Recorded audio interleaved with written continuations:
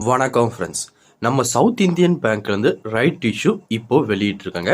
இந்த ரைட் இஷ்யூனா என்ன, அதுக்கு எப்படி நம்ம அப்ளை பண்ணி நம்ம டிமேட் அக்கௌண்ட்டில் கிரெடிட் பண்ணுறது, அப்படி அந்த ரைட் இஷ்யூ நமக்கு வேண்டான்னா அதை எப்படி செல் பண்ணுறது அப்படின்னு சொல்லி டீட்டெயிலான இன்ஃபர்மேஷன் தான் ஒன் பை ஒன்னாக டீட்டெயிலாக இந்த வீடியோவில் பார்க்க போகிறோம். ஆல்ரெடி சவுத் இந்தியன் பேங்க்கில் பார்த்தீங்கன்னா ஒரு குறிப்பிட்ட அளவு ஷேர் வச்சுருப்பாங்க. அதை கொஞ்சம் அதிகமாக்குறதுக்கு தான் இந்த ரைட் இஷ்யூவை பார்த்தீங்கன்னா வெளியிடுவாங்க. இந்த ரைட் இஷ்யூ பார்த்தீங்கன்னா ஆல்ரெடி அந்த ஷேர் வச்சுருப்பாங்க பார்த்தீங்களா, அவங்களுக்கு மட்டும்தான் இது எலிஜிபிளாக இருக்கும். அதாவது 4 ஷேர் வச்சுருந்தீங்கன்னா உங்களுக்கு ஒரு ஷேர் கொடுப்பாங்க. உதாரணத்துக்கு உங்ககிட்ட ஒரு 40 ஷேர் இருக்குன்னா நீங்கள் இந்த ரைட் இஷ்யூவில் ஒரு 10 ஷேர் வாங்கிக்கலாம். அது பார்த்தீங்கன்னா ரொம்ப கம்மியான விலையில் பார்த்தீங்கன்னா உங்களுக்கு கொடுப்பாங்க. ஆல்ரெடி சவுத் இந்தியன் பேங்க் பார்த்தீங்கன்னா 4 நாளைக்கு முன்னாடி 36 ரூபாயில் ட்ரேடிங் ஆகிட்டு இருந்துச்சு. இன்னைக்கு பார்த்தீங்கன்னா 31, 32 அந்த ரேஞ்சுக்கு பார்த்தீங்கன்னா ட்ரேடிங் ஆகிட்டு இருக்கு. ஆனால் இவங்க ஒரு ஷேர் பார்த்தீங்கன்னா 22 ரூபாய்க்கு ரைட் இஷ்யூ மூலியமா உங்களுக்கு கொடுத்துட்டு இருக்காங்க. உங்ககிட்ட பார்த்தீங்கன்னா எத்தனை ஷேர் இருக்கோ 1:4 ரேஷியோவில் பார்த்தீங்கன்னா கொடுத்துட்டு இருக்காங்க. ஆல்ரெடி பார்த்தீங்கன்னா டிமேட் அக்கௌண்ட்டில் ஆல்ரெடி உங்களுக்கு எவ்வளோ ஷேர் கிடைக்கும் அப்படின்னு சொல்லி ஷோ பண்ணிட்டு இருப்பாங்க. அது என் டிமேட் அக்கௌண்ட்டில் இந்த மாதிரி தான் காட்டிட்டு இருக்கு. உங்கள் டிமேட் அக்கௌண்ட் ஓப்பன் பண்ணிங்கன்னா கீழே பார்த்தீங்கன்னா இந்த மாதிரி உங்களுக்கு ஷோ பண்ண ஆரம்பிச்சிருவாங்க. ஒன்ஸ் உங்களுக்கு இந்த ஷேர் வேணும் அப்படின்னா நீங்கள் ஆஃப்லைன் மூலயமா அல்லது பார்த்தீங்கன்னா ஆன்லைன் மூலயமா இதுக்கான பேமெண்ட்டை அப்ளை பண்ணி நீங்கள் இந்த ஸ்டாக்கை பார்த்தீங்கன்னா பிளாக் பண்ணி வச்சுக்கலாம். பிளாக் பண்ணிட்டீங்களா மார்ச் லாஸ்ட்டில் பார்த்தீங்கன்னா உங்கள் அக்கௌண்ட்டில் இந்த ஸ்டாக் பார்த்தீங்கன்னா கிரெடிட் ஆயிரும். முதல்ல இந்த ரைட் இஷ்யூக்கு ஆஃப்லைனில் எப்படி அப்ளை பண்ணுறது, அதுக்கப்புறம் ஆன்லைனில் எப்படி அப்ளை பண்ணுறது அப்படின்னு சொல்லி ஸ்டெப் பை ஸ்டெப்பாக டீட்டெயிலாக பார்க்கலாம்.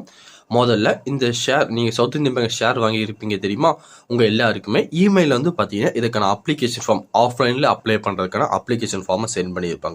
ஃபஸ்ட்டு உங்கள் இமெயிலை ஓப்பன் பண்ணி அதுக்கான அப்ளிகேஷன் ஃபார்மை நீங்கள் டவுன்லோட் பண்ணி ஃபஸ்ட்டு அந்த பேஜை ஓப்பன் பண்ணுங்க. அந்த ரைட் இஷ்யூ நீங்கள் அப்ளை பண்ணி வாங்க வேண்டிய அப்ளிகேஷன் ஃபார்ம் என்னைக்கு பார்த்தீங்கன்னா இது அஃபிஷியலாக ஓப்பன் ஆகுதுன்னா மார்ச் 6ஆம் தேதி தான் பார்த்தீங்கன்னா அஃபிஷியலாக ஓப்பன் ஆகும்.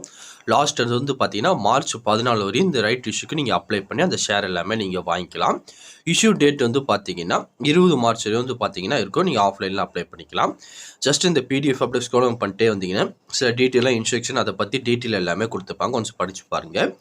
படித்து பார்த்துட்டு இந்த பேஜுக்குள்ளே வந்தீங்கன்னா ஃபஸ்ட் எடுத்தோன்னே உங்கள் நேம் கேட்டிருப்பாங்க. இந்த காலத்தில் பார்த்தீங்கன்னா உங்கள் நேம் கொடுத்துக்கோங்க. உங்கள் செகண்ட் அப்ளிகன்ட், தேர்ட் அப்ளிகன்ட் யாரும் நீங்கள் இருந்தீங்க அப்படின்னா இதில் ஃபில் பண்ணிக்கோங்க. இல்லைனா விட்டுலாம் பிரச்சனை கிடையாது.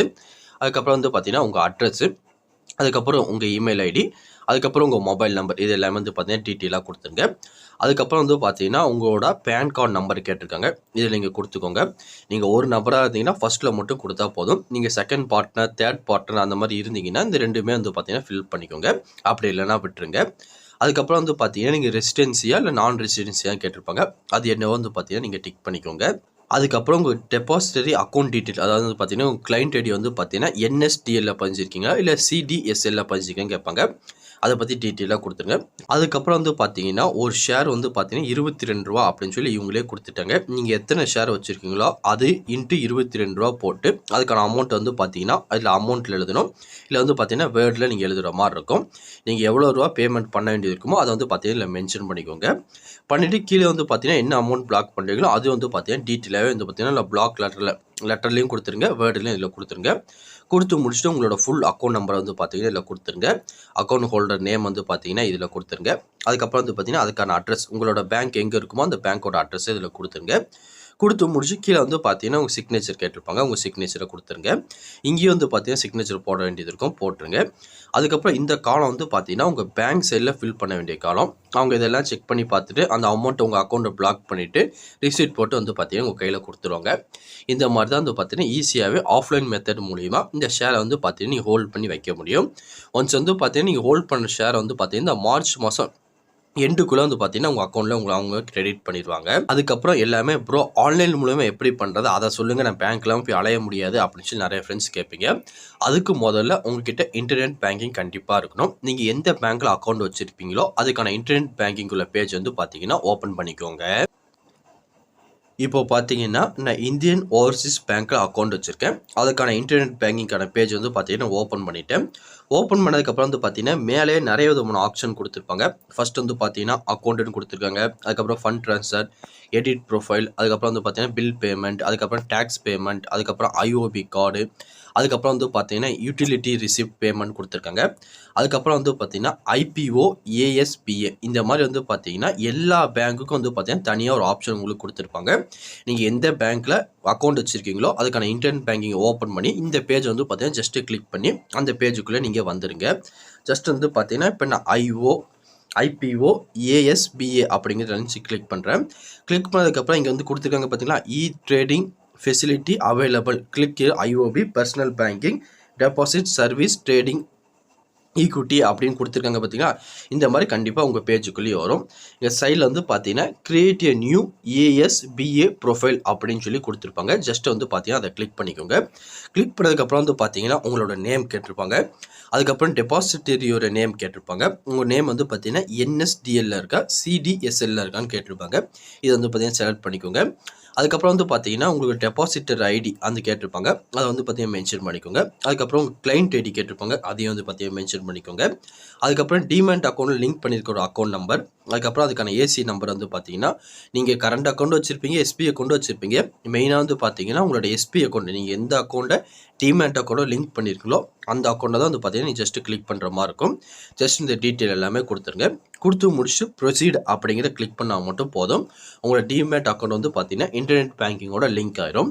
டீட்டெயில் எல்லாமே கொடுத்துட்டேன். அதுக்கடுத்து நிறைய பேருக்கு வந்து பார்த்தீங்கன்னா ப்ரோ நான் சிடிஎஸ்எல்ல ரிஜிஸ்டர் பண்ணியிருக்கேன்னா என்டிஎஸ்எல்ல ரிஜிஸ்டர் பண்ணியிருக்கேன் தெரியல, அதுக்கு என்ன செய்யலாம் அப்படின்னு சொல்லி நிறைய பேர் கேட்பீங்க. உங்களோட டிமேட் அக்கௌண்ட் இருக்குது பார்த்தீங்களா, அது வந்து 16 டிஜிட் இருந்துச்சுன்னா சிடிஎஸ்எல்ல நீங்கள் வந்து பார்த்தீங்கன்னா அப்ளை பண்ணியிருக்கீங்க. இல்லை அது வந்து பார்த்தீங்கன்னா 12 டிஜிட் இருந்ததுன்னா என்டிஎஸ்எல்ல ரிஜிஸ்டர் பண்ணியிருக்கீங்க. இதை வச்சு வந்து பார்த்தீங்கன்னா நீங்கள் எந்த இதில் ரிஜிஸ்டர் பண்ணியிருக்கீங்க அப்படின்னு சொல்லி டீட்டெயிலாக தெரிஞ்சுக்கலாம். இப்போ என்னோட டீட்டெயில் எல்லாமே கரெக்டாக கொடுத்துட்டேன். கொடுத்து முடிச்சுட்டு ப்ரொசீட் அப்படிங்கிறத ஜஸ்ட்டு கிளிக் பண்ணுறேன். கிளிக் பண்ணதுக்கப்புறம் வந்து பார்த்தீங்கன்னா ஜஸ்ட் அந்த பேஜ் கொஞ்சம் நேரம் லோடிங் ஆகும். லோடிங் ஆனதுக்கப்புறம் வந்து பார்த்தீங்கன்னா உங்கள் கஸ்டமர் ஐடி வந்து பார்த்தீங்கன்னா செலக்ட் பண்ண சொல்கிறாங்க. எஸ் பாலகிருஷ்ணன் அப்படின்னு சொல்லி வருது. ஜஸ்ட்டு கிளிக் பண்ணி அதுக்கடுத்து வந்து பார்த்தீங்கன்னா ப்ரொசீட் அப்படிங்கிறத கிளிக் பண்ணுறேன்.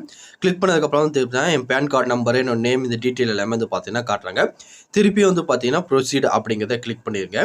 கிளிக் பண்ணதுக்கப்புறம் வந்து பார்த்தீங்கன்னா உங்களோட ப்ரொஃபைல் நேம் என்ன, உங்களோட நேம் என்ன, அதுக்கப்புறம் உங்கள் அக்கௌண்ட் நம்பர் என்ன, அதுக்கப்புறம் வந்து பார்த்தீங்கன்னா உங்கள் டெபாசிட்டரி நேம் என்ன, பெனிஃபிஷரியோட அக்கௌண்ட் நம்பர், அதாவது டிமெண்ட் அக்கௌண்ட் நம்பர் என்ன, பேன் கார்டு நம்பர் என்ன அப்படின்னு சொல்லி டீட்டெயிலாகவே ஒன்று காட்டுறாங்க.